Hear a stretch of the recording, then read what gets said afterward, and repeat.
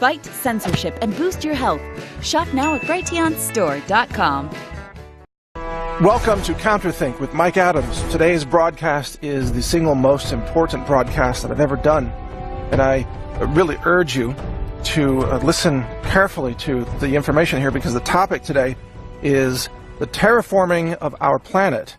It is underway right now, and Earth's atmosphere is being altered in the name of halting climate change. It's being altered to prepare our planet for a post-human era.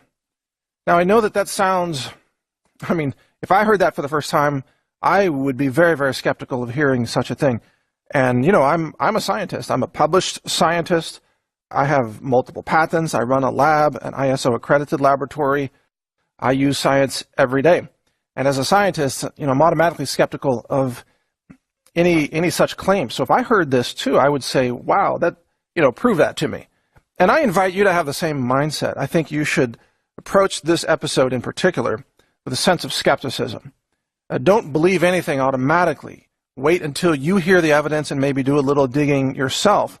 And then, only you can convince yourself of whatever conclusion that you arrive at.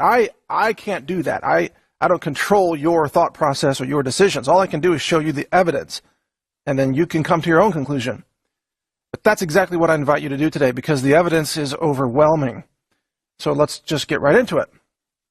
But first, let's back up and say, global warming was pushed for many years as something that would destroy the planet. It would kill us all. And then when it turned out that there was no warming happening for, 15 years or whatever, they changed the scare story to climate change. But by the way, if you go back to the 1970s, back then, the cover of Time magazine said, how to survive the coming ice age. It was like 51 things you can do to save the planet, because they were warning that there's an ice age coming, and there's going to be global dimming, they called it back then. And the Earth would get so cold it would turn into a giant ice ball. I think that was the cover of Time magazine in April 1977. I know it was in 77, not sure about the month. But even scientists that I've talked to who are close to retirement today, because I work with a lot of scientists in my lab, and they tell me stories about how when they were in college, the professors were all like, oh, the planet's got to be a frozen ice ball. We have to stop global cooling. We need to warm the planet. This was the common, all the scientists were taught that. It was a scientific, quote, consensus of the day, right? Well, now they've flipped the script. They've turned it upside down. And they say, oh, the global warming is going to ruin the planet and destroy human civilization. And so they've come up with a dangerous idea to alter the atmosphere. And what they want to do is they want to block out solar radiation. They want to partially block the sun. And they want to cause global dimming.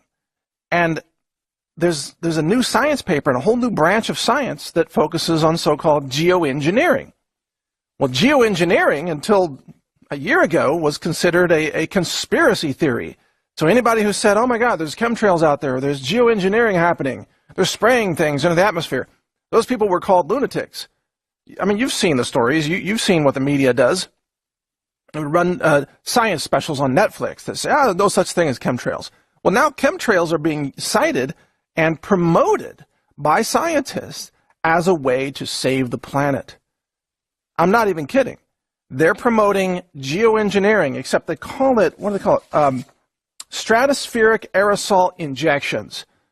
Right, SAI, stratospheric aerosol injections. So what they want to do is they want to inject sulfur dioxide, otherwise known as smog, basically, into the atmosphere and create global pollution. And this will dim the sun, and this will halt global warming, and this plan is already underway. And the plan, they want to spend billions of dollars a year and build a fleet of new jets to go to even higher altitudes, and they want to dump 5 million tons of sulfur dioxide into the atmosphere to alter the atmosphere. Well, what would this do? You're about to find out. That's the topic of today's show here on CounterThink. Stay with me, Mike Adams. I'll be right back with the details.